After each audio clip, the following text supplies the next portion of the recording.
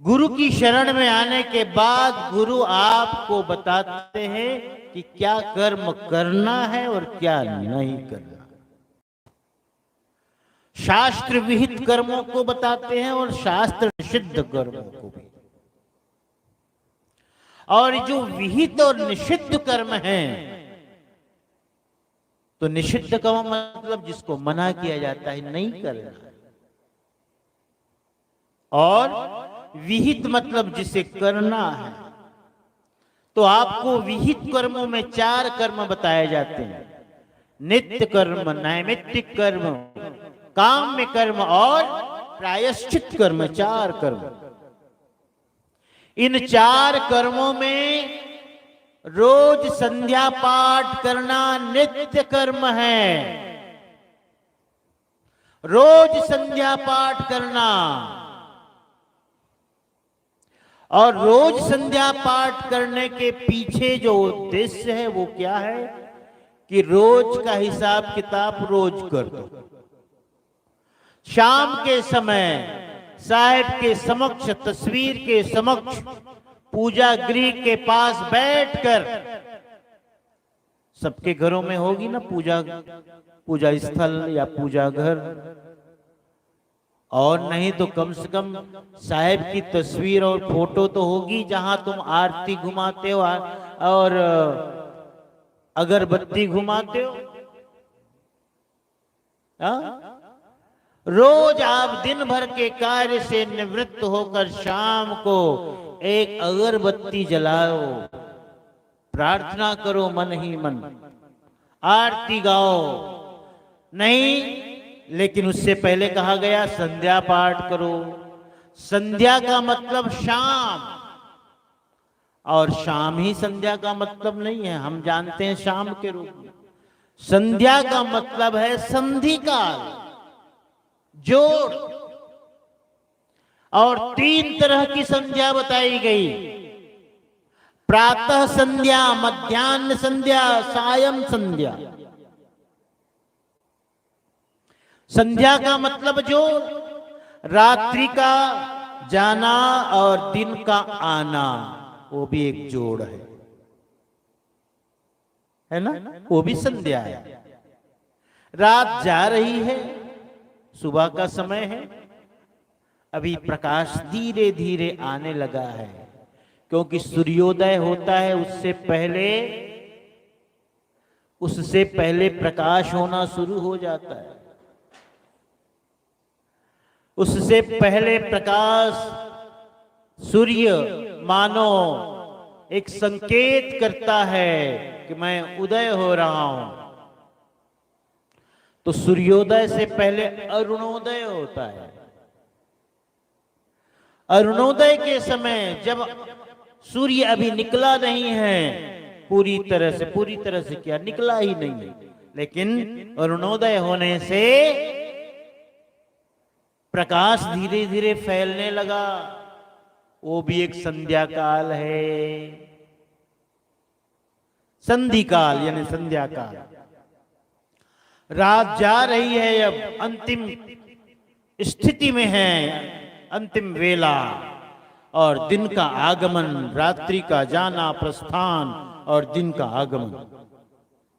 फिर दूसरी संध्या होती है पूर्वाह्न का जाना और अपराह्न का आना, मध्याह्न। ये दूसरी संध्या है। और फिर तीसरी संध्या है, अब दिन जा रहा है, रात आने वाली है, ये सायं संध्या।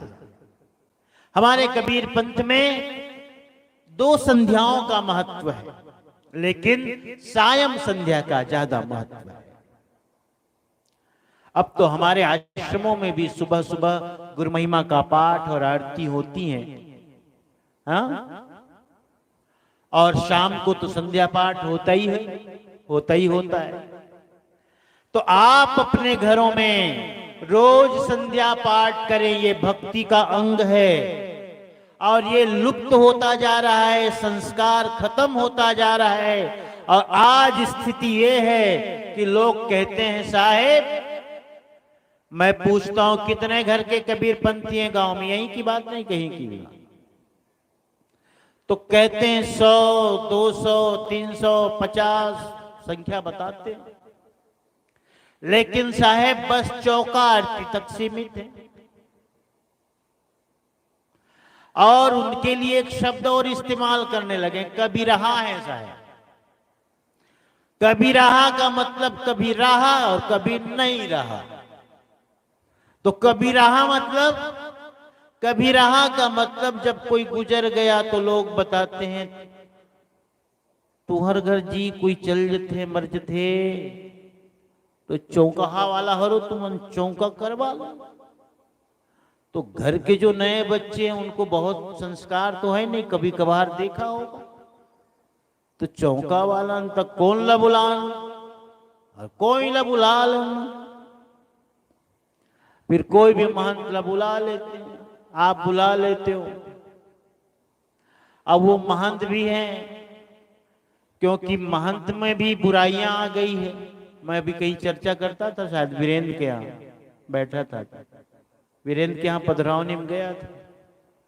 अब महंतों में बुराई क्या आ गई है, हमारे पास शिकायत आती है, चौका में बैठे हैं उसको तलब लगी तंबाकू खाने की तो बीच में उठ के चला जाता है,